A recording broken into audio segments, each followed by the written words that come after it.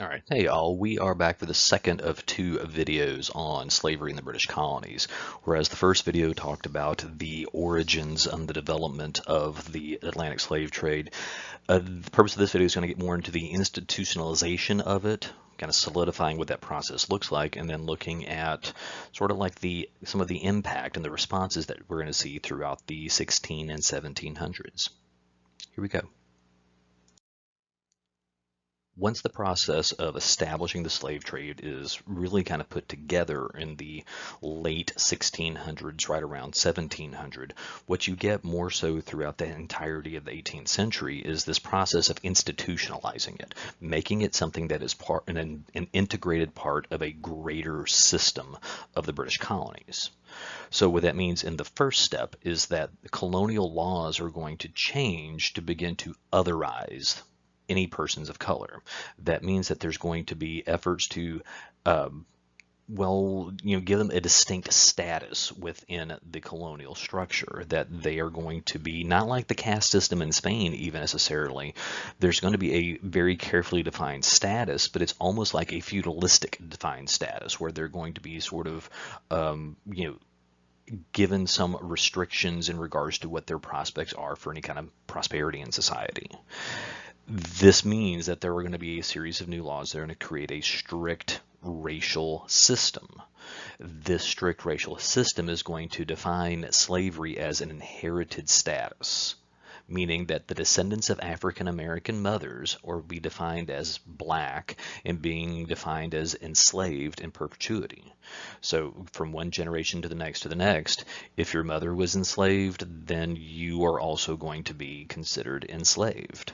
And this is unique compared to earlier examples of slavery, either some early European examples pre-Middle Ages or examples of African slavery that we've talked about briefly in class and that we saw on the Henry Louis Gates video, Many Rivers to Cross, when he was talking about the types of slavery that existed prior to the colonial system.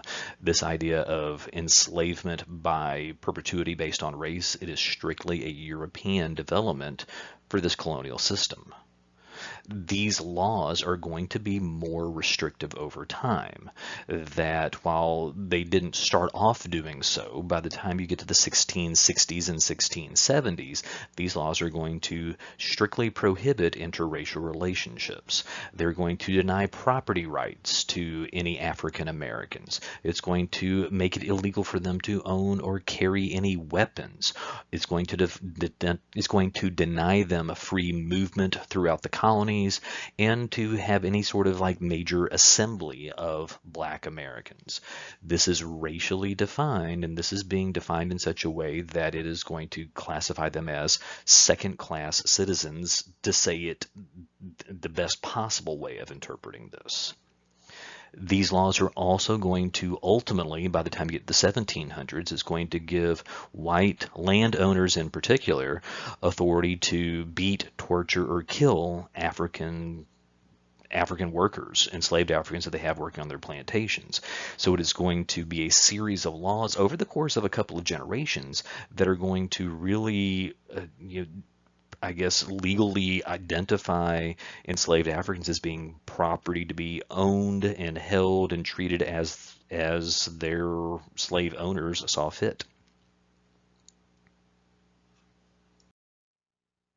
So when we talk about the responses from people on this, responses from the enslaved people on this, it's important to keep track of how this is an evolving situation over time. And so we need to try to break this down into a couple of different elements. So first, it's probably worth it to look at the impact this is going to have in Africa, because like we've seen already in class, there was intracontinental slavery. This is African slavery in Africa, pre-triangular trade. In that system of slavery, enslaved people were used in a wider variety of ways. They were at times used as agricultural workers and soldiers, but they were also at times used as officials of state or professionals or merchants. There was not this sense of property ownership of a human being. It was more like a legal enforcement to benefit that's the society in some way. And that doesn't really serve as an excuse to anything, but this is a significant change once you get to the triangular trade system of slavery.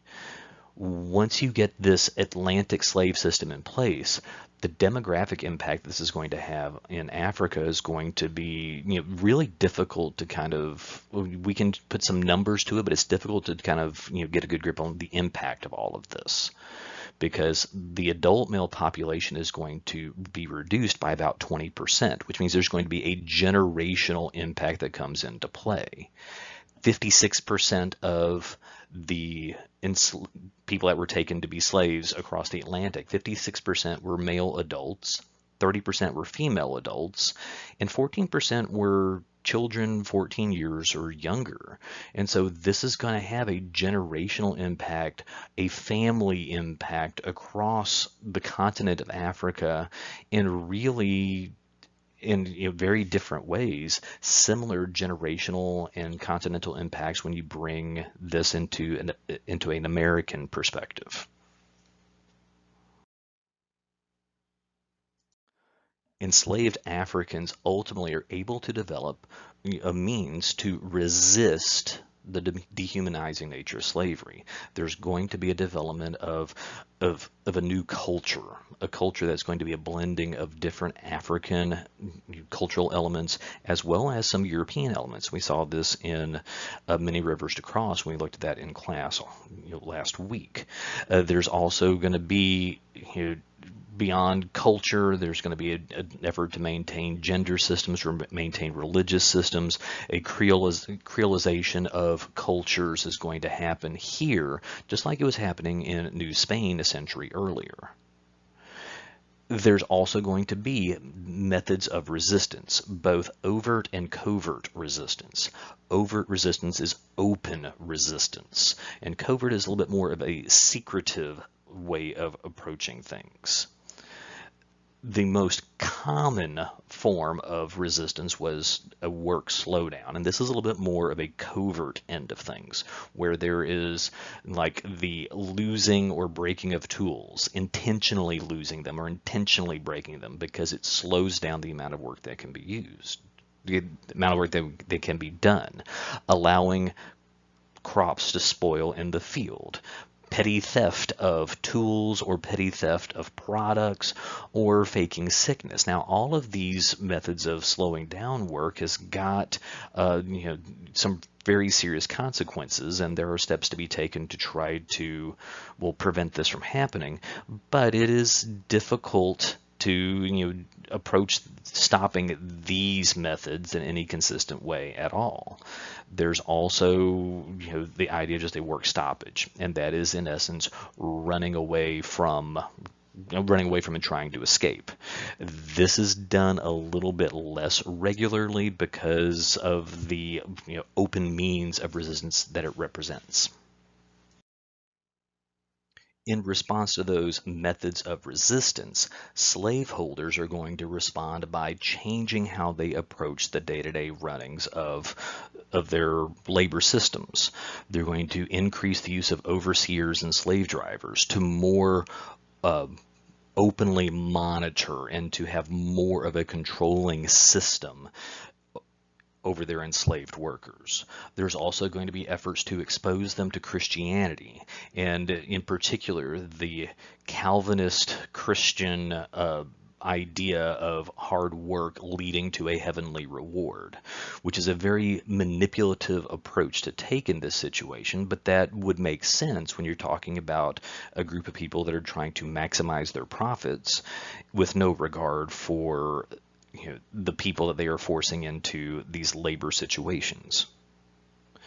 These responses have got, in turn, some unintended consequences, because enslaved Africans are going to sort of adopt and identify with biblical struggles of the oppressed, stories of the escape of the Israelites from Egypt and escaping the slavery there becomes a centerpiece of a new African American focus on Christianity as religion.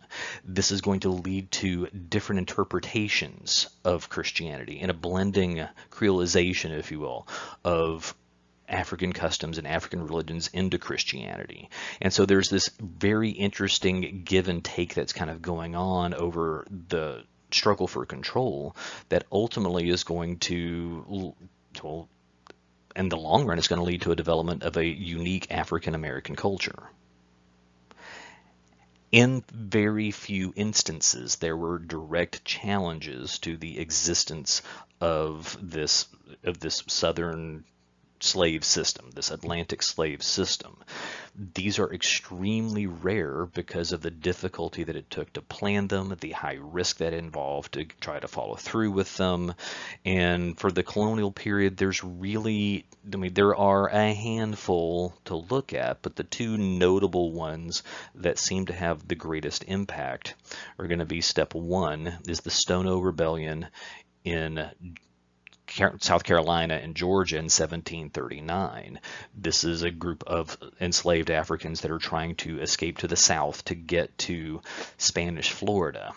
The rebellion is found out and the conspirators are caught and executed, with their severed heads being left on display as a reminder for anybody else that might ever consider this type of open rebellion again, about what the consequences would be of such an action.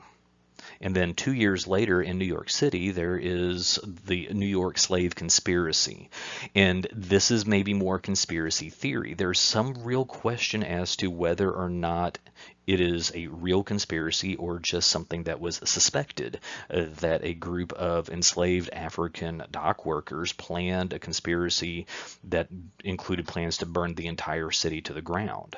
There is reason to believe that it was other disaffected Europeans that were taking part in this conspiracy, but the end result is similar to the Stono Rebellion, that Africans that were seen as being part of the conspiracy group, they were executed.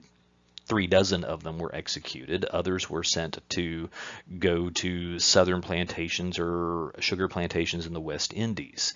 So what you see throughout the entire colonial process on this is a back and forth between resistance and control. And at this point, it's really just the first step of what's going to become a generations-long story that's going to come to define the entire United States.